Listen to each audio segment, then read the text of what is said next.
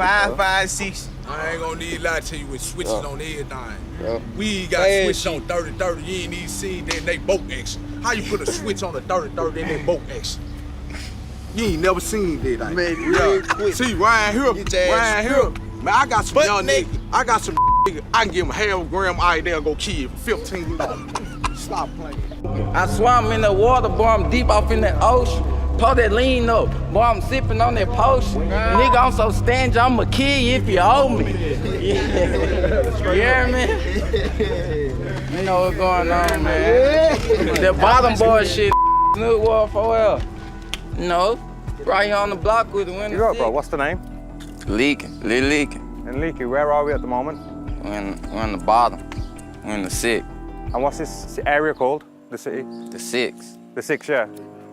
And what's it like living in this environment?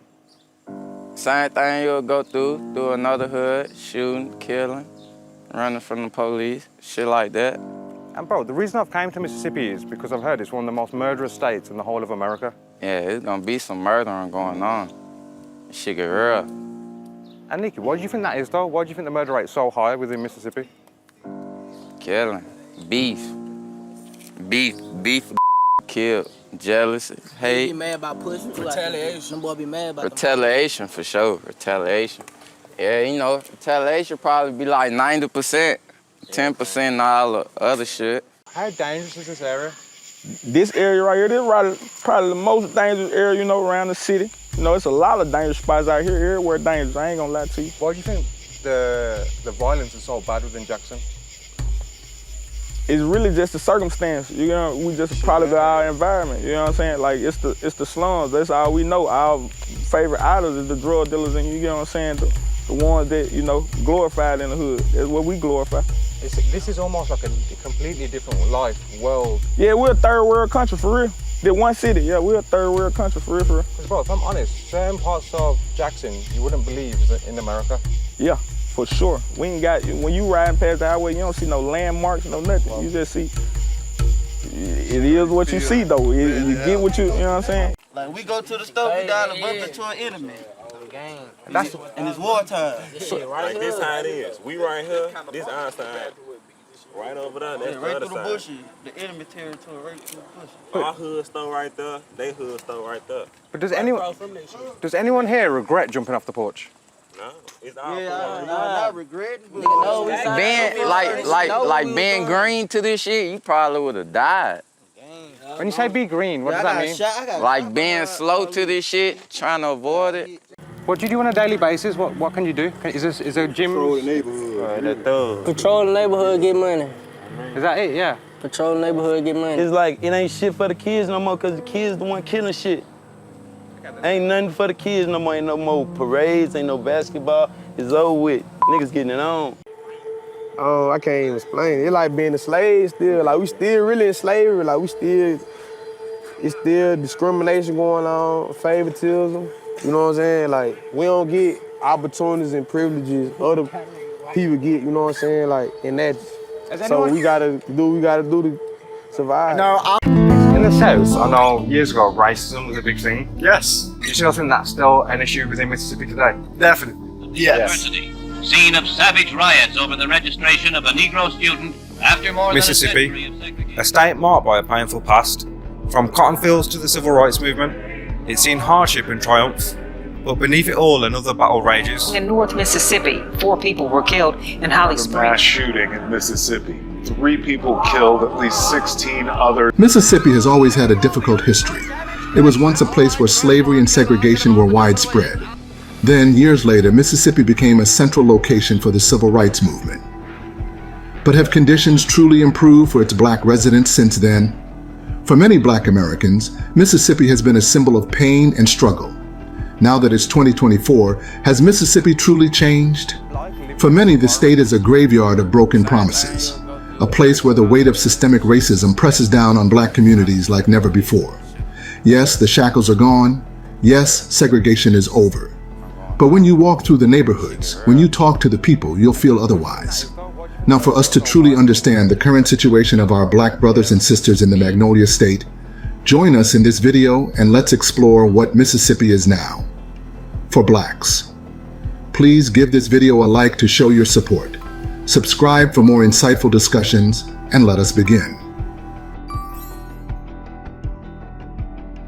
Would you say it's dangerous, Mississippi? You damn right it is. Everybody's got a gun. Yeah. And would I be... And some of these kids don't have the education enough to know how to use it and stuff like that. Welcome to Mississippi. Not the Southern charm, not the famous blues. This is the other side. Here in the state's most dangerous city, young people are growing up against all odds, in streets that have little to offer them but hardship and survival. This is a place where dreams are often put on hold, where staying alive and out of trouble is a daily battle. These are the streets where black youths, some barely old enough to drive, face choices that are both desperate and dangerous. It's like you grow up and you don't see a way out. Some people, they have no choice. Many of these young people, including young girls, have dropped out of school, not because they don't want an education, but because they simply can't afford it. In these communities, going to school feels like a privilege, not a right. Imagine being 15 or 16 and having to make a choice between sitting in class or finding a way to put food on the table. These choices push them towards street life, trapping them in cycles of survival that are tough to break. No father figures, no male figures right inside the homes to give the males that structure. So they come out here in the streets. Many young people grow up without the presence of a stable family structure. For these boys, the streets offer a harsh substitute for the father figures who aren't there. Without mentors, these young men have to figure out survival on their own, and the streets, with their own rules and codes, become their teacher. It's a vicious cycle, one that has been handed down through generations. A cycle where fathers are absent, young men turn to the streets, and the violence that surrounds them becomes not only a part of their lives, but a way of life. And the most tragic part, many of them feel it's the only choice they have. For some, art and music become an outlet. These kids especially find ways to tell their stories, express their pain, and claim their power. I swam in the water, boy, I'm deep off in that ocean. Pour that lean up, boy, I'm sipping on that potion. Nigga, I'm so stingy, I'ma kill you if you owe me. Yeah. This verse paints a vivid and gritty picture of survival in Mississippi, where young people are forced to navigate treacherous waters just to make it through each day. When he says, I swam in the water, boy, I'm deep off in that ocean, he's not talking about a peaceful swim. He's describing a struggle to stay afloat in a harsh, unforgiving environment. This ocean isn't made of water. It's made of hardships, pressures, and danger that threaten to pull him under. The next lines pour that lean up, boy, I'm sipping on that potion, reveal how he copes with that pressure. The lean, a powerful and dangerous concoction, symbolizes more than just an escape. It's a way to numb the pain, to dull the constant weight pressing down on him. It's a harsh reality. Self-medication becomes a coping mechanism when there's no other relief in sight. Finally, when he says, nigga, I'm so stingy, I'ma kill you if you owe me. Yeah. There's a desperation, a hard edge that reflects the stakes. For him, survival is fierce, almost ruthless. In a place where scarcity rules, he's willing to protect what little he has, even if it means fighting tooth and nail. In a few lines, this young man gives us a window into a life that's marked by struggle, where the only way to make it is to stay strong, stay guarded, and do whatever it takes to survive. It's a cry from someone navigating the deep waters of poverty, danger, and survival, where every day is a fight to keep his head above water. Why do you think the murder rate's so high within Mississippi? Killing, beef, kill, jealousy, hate. Be mad about pussy. Retaliation. Some boy be mad about retaliation for sure. Retaliation.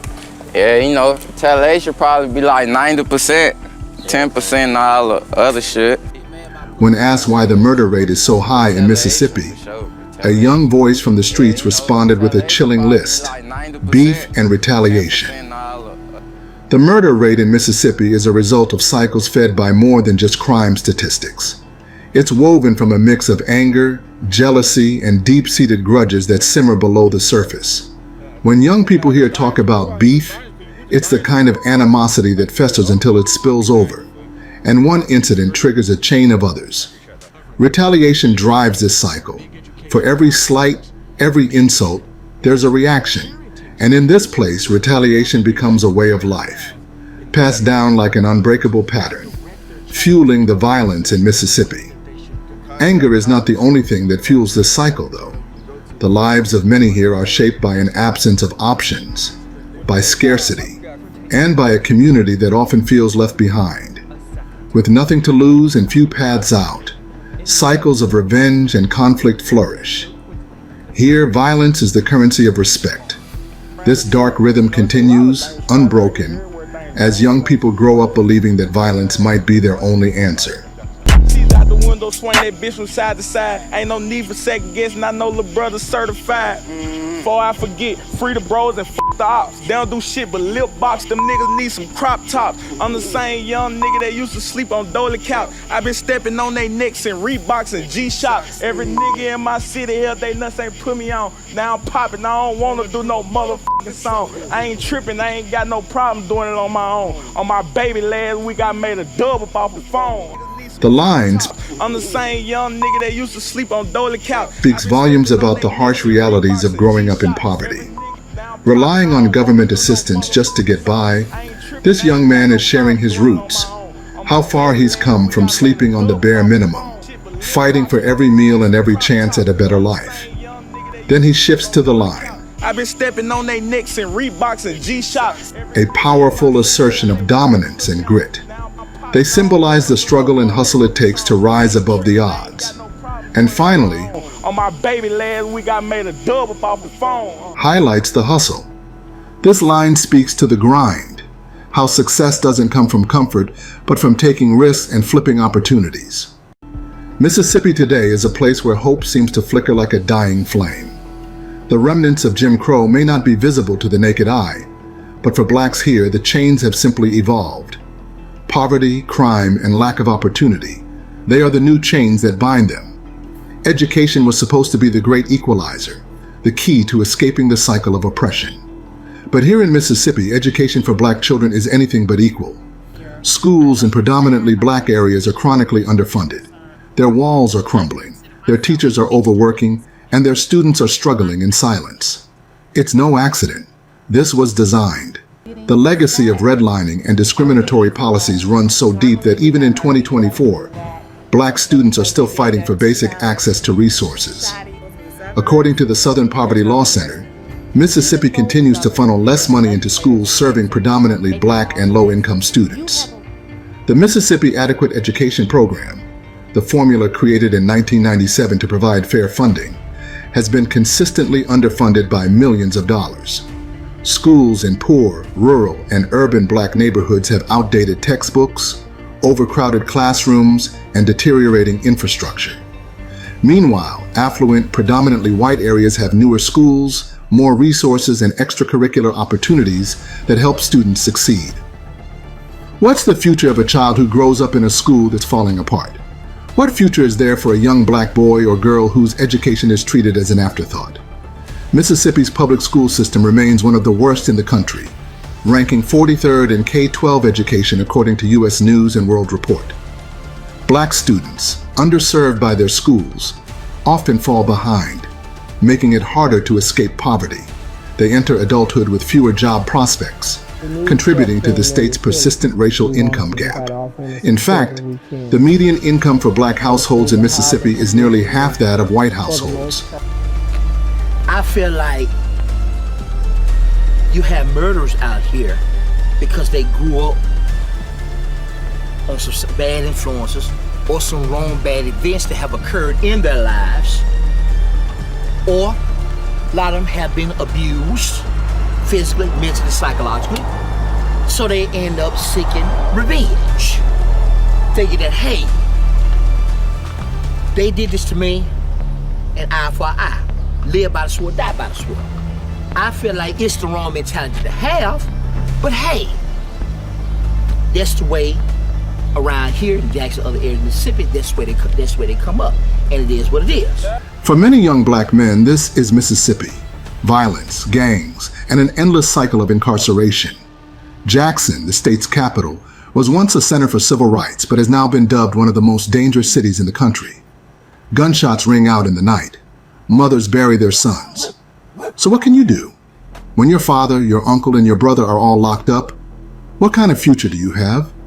Mississippi's prisons are overflowing, disproportionately filled with black men.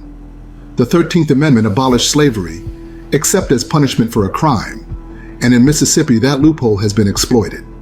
The state has one of the highest incarceration rates in the country, with black Mississippians making up almost 60% of the prison population, despite only being 37% of the state's total population. This racial disparity in imprisonment is massive, especially for black men, who are 5 times more likely to be incarcerated than white men. The prison industrial complex continues to thrive, where black bodies are basically a currency that is used to fuel the economy of a state that refuses to let go of its old ways. Private prison companies profit off this human suffering, operating facilities with little oversight and prioritizing profit over rehabilitation. Many inmates are forced into labor, working for pennies an hour in conditions reminiscent of slavery. In the infamous Mississippi State Penitentiary at Parchman, inmates face overcrowded, inhumane conditions, with reports of rampant abuse and neglect. Is this freedom? Or is this just another plantation disguised as justice? You think it's over. You think just because they say we're free, we are actually free? No, the chains are still here. The chains may be invisible, but their impact is felt in every aspect of life in Mississippi. The unemployment rate for black Mississippians is consistently double that of their white counterparts. Wages are stagnant, and opportunities are scarce. Mississippi's economy has long relied on industries that exploit cheap labor, particularly in agriculture and low-wage service sectors. Black Mississippians often find themselves trapped in these jobs, with few avenues for upward mobility. Even with a degree or higher education, black professionals face significant barriers to advancement.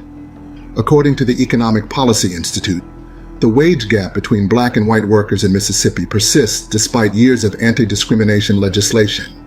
Black workers are more likely to be underemployed, meaning they are overqualified for the jobs they hold, and experience wage stagnation over their careers. In addition, black-owned businesses struggle with systemic disadvantages, including limited access to capital and loans. In the rural parts of Mississippi, where agriculture was once a path to sustenance and pride, black farmers are losing their land at an alarming rate. For generations, their ancestors fought to hold on to these lands, only to be met with discriminatory lending practices, hostile legal battles, and a system designed to push them out. Historically, black farmers in Mississippi have faced numerous obstacles, including discriminatory practices by the U.S. Department of Agriculture. According to a report by the National Black Farmers Association, the USDA's farm loan programs have been biased against black farmers, resulting in widespread land loss. In the 1920s, black farmers owned about 14% of the agricultural land in the U.S. By 1997, this number had dropped to less than 2%. In Mississippi, black farmers are often denied loans or given unfair terms compared to their white counterparts. In recent years, this issue has been compounded by natural disasters like floods and droughts, which disproportionately impact black farmers due to inadequate insurance and disaster relief. The Black Farmers Association of Mississippi has been advocating for reparative measures, including debt relief and fair access to agricultural resources. But progress has been slow and often met with resistance. What does it mean when the land your ancestors toiled on, the land they died for, is taken from you? Again? Mississippi's rural areas have become wastelands of opportunity, where black families struggle to hold on to the little they have. The fight is not just for survival anymore, as it's for dignity. As black farmers and landowners face eviction and foreclosure, they are losing not just their land, but a vital connection to their heritage and identity. The impact of systemic racism extends into healthcare, where black Mississippians face severe disparities. According to the Mississippi State Department of Health, the state has some of the highest rates of chronic diseases such as diabetes, hypertension, and heart disease, which disproportionately affect black residents. These health issues are exacerbated by limited access to quality health care and the prevalence of food deserts in predominantly black communities. In Mississippi, black women are more likely to experience higher rates of maternal mortality, partly due to inadequate prenatal care and systemic biases within the healthcare system. the Centers for Disease Control and Prevention reports that Black women are 3 times more likely to die from pregnancy-related complications than white women. This disparity itself proves that there is a broader issue of inequity in healthcare access and quality in the state. Additionally, the state's healthcare system struggles with issues like understaffed clinics and a lack of mental health resources. Black residents often face longer wait times, fewer preventative care options, and higher rates of untreated mental health issues. Mississippi's healthcare system ranks 50th in the nation in terms of overall performance, and these deficiencies are felt acutely in Black communities. Despite the challenges, there is a growing movement for change led by Black leaders and activists. In recent years, Mississippi has seen an increase in political activism and representation among Black residents. The election of Brandon Presley as governor in 2023, a Democrat with a focus on racial and economic justice, was a significant milestone. His administration has made strides in addressing some systemic issues, such as improving funding for schools and advocating for criminal justice reform. Organizations like the Mississippi Center for Justice and the NAACP Mississippi State Conference are at the forefront of fighting for civil rights and systemic change. It's up to us to confront the challenges of racial, economic, and social injustice. They work to address issues like voter suppression, criminal justice reform, and economic inequality. Their advocacy has led to increased awareness and policy changes aimed at improving the lives of Black Mississippians. Black communities in Mississippi have always fought back through music, culture, activism, and in 2024, that fight is still alive. Local organizations led by Black Mississippians are tirelessly working to change the situation.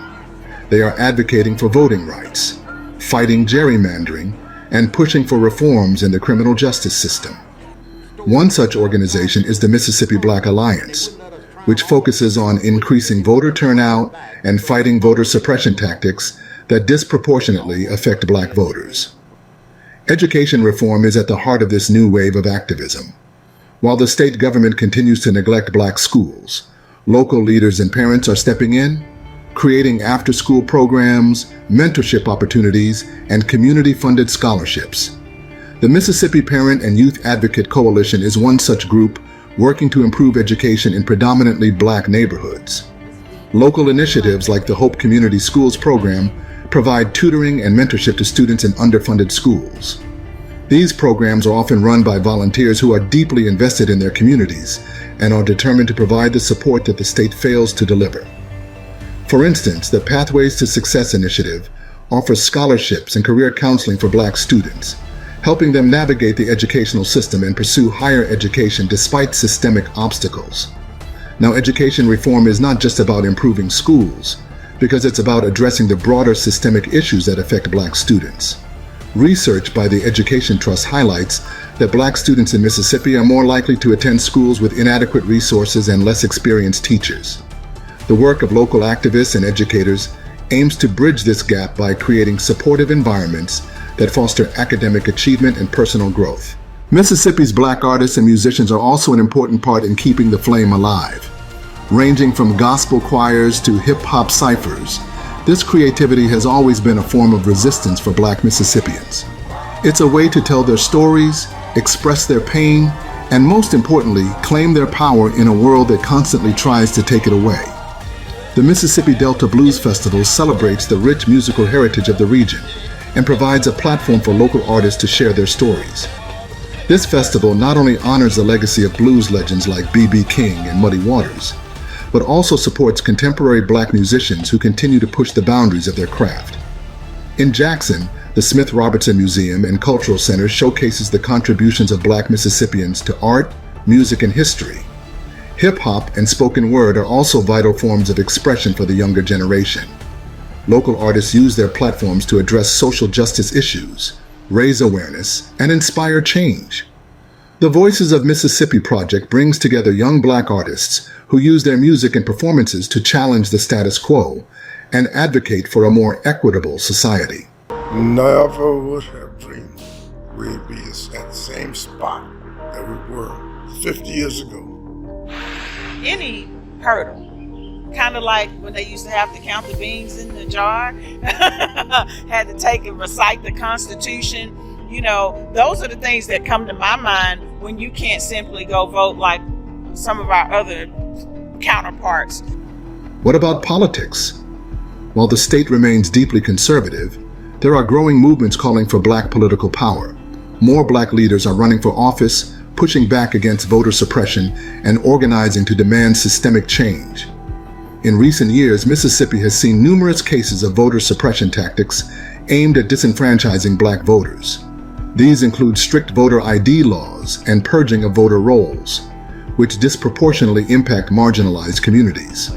The Black Alliance and other local groups have been working diligently to counteract these measures by organizing voter registration drives and legal challenges. Organizations like the Southern Poverty Law Center and Advocacy Mississippi are also involved in criminal justice reform. They work to address issues like police brutality, bail reform, and the racial disparities in sentencing. Their advocacy has led to some progress, such as the introduction of new legislation aimed at reducing the use of cash bail and increasing transparency in police conduct. In recent years, black politicians in Mississippi have made significant strides.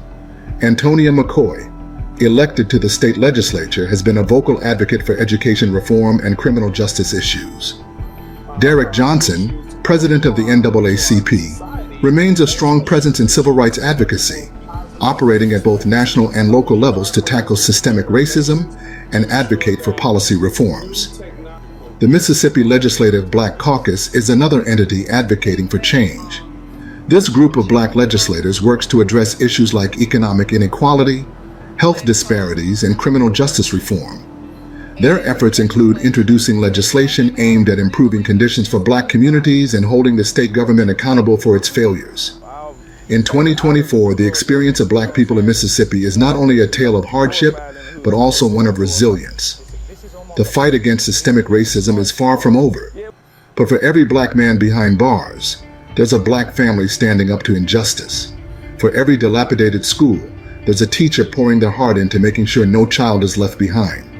And for every acre of stolen land, there's a community standing together, determined not to let history repeat itself.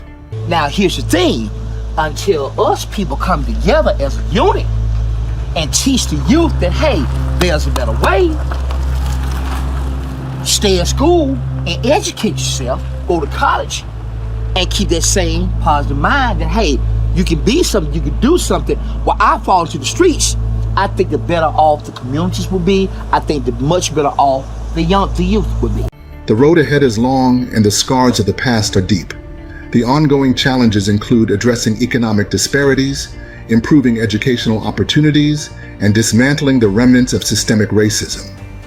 Yet the resilience and determination of black Mississippians are evident in their continuous efforts to advocate for justice and equality. Organizations like the Mississippi Center for Justice and the ACLU of Mississippi are committed to fighting for civil rights and holding the state accountable. Their work holds great weight in creating a more equitable future for black residents.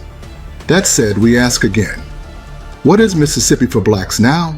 It's a battlefield, a stage, a prison, a sanctuary, and most importantly, a home.